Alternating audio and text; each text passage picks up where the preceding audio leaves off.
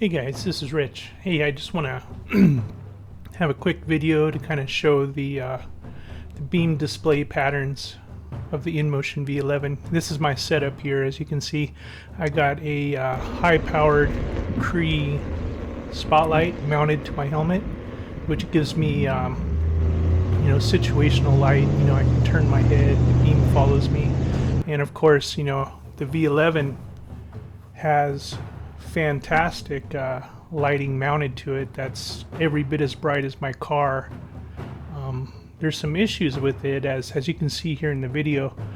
On a hard lean, or you approach an incline, a hill, it tends to point almost right in front of you. So the helmet situational light is really needed. I have my light pointed pretty close in front of me. I have it pointed at a downward angle, so I'll lift my head up if I want to see farther up, but I do that mostly so I don't blind other cars, because both my helmet light and the V11 light are plenty strong enough to blind cars or foot traffic. But yeah, so and I do believe I would not in this video. Right now I'm street riding, but I'm gonna hit a trail here pretty soon, and I don't think, and this is an easy trail with no turns, no nothing radical on this. It's just a kind of like a power trail, or a flat gravel, pea gravel trail. But anything with windy turns or anything like that, the V11 has the same issues as motorcycles do. So when you're going into a turn, you can't see what you're turning into, because the headlight only shows you pretty much directly in front of you. So you really need both the situational light to look into the turn, and it's also nice to have the fixed light shining straight forward, so that in your peripheral you can see what's immediately coming up to the wheel. I really don't think I would trail ride without both. You can see I sped up the footage, I slowed it down so you can kind of see it in real time how it's going here.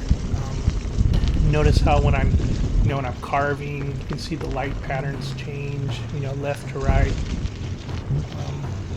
But this was really kind of like, I wanted to test this out before I took it on the trails. And I don't know if any of you guys are like me, but I really love night riding. I did a lot on a mountain bike. I sometimes prefer it to day riding. For the most part, the trails are empty. No other people out there, and you get that. There's something exciting about rolling through a dark forest alone, or even in a group. You still get that it's dark feeling, and it's kind of cool. But as you can see here, so here I'm going up a hill. Notice how the beam pattern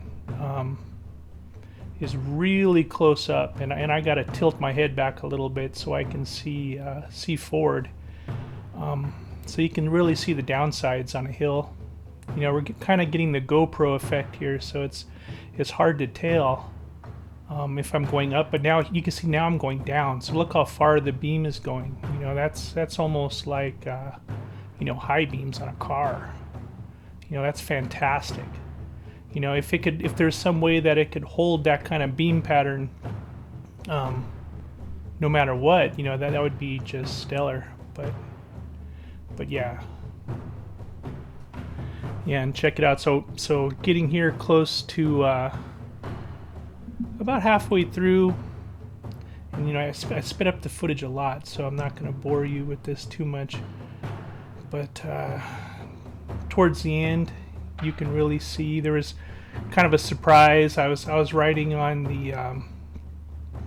the gas line trail in Woodinville, and towards the end is an extremely steep hill that I haven't done yet, and in the daytime or the nighttime. And I thought I'd give it a try at night, but and I've never even seen it. You can see coming up here, and that's where I stopped the footage. I probably ride down maybe 50 to 100 feet And then I had visions of watching my wheel roll about a half mile down this steep hill and crash into a pretty busy street down there at the bottom. I just didn't want that to happen, and then my brain clicked in, and I just sat down on the steep and, you know, grabbed the handle of my wheel so it didn't get away from me. But I pretty much bailed. It scared me at night.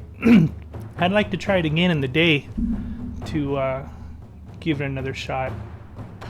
But yeah, it's still a ways up ahead. But yeah, it's pretty chill ride, you know. And the camera I was using really picked up some of the you know, kind of the ambience of some of the houses around me. The V11 just it does really good on these kinds of trails. The suspension, I almost feel nothing. You know, even when I hit kind of a big rut, it just rolls right over it. And you know, I can kind of feel it a little bit, especially, you know, when I see a bump, I kind of expect to hit it and feel it, and my brain's starting to realize now that the V11 for the most part cancels out most, you know, when you got that suspension dialed in right, you just float, you glide over everything. Now we're getting real close to that hill I was talking about, and yeah, if you know, if the video is about to come to the end, but if anybody has any questions on the light setup or anything like that I have, feel free to comment in the section below, and I'll answer them as best I can. Again, I recommend a helmet light with the V11 light. There's a great synergy to have that fixed light in front of you always, and then you have the situational light when you turn your head. I could not imagine riding without both at night. But yeah, thanks for watching, guys. Bye-bye.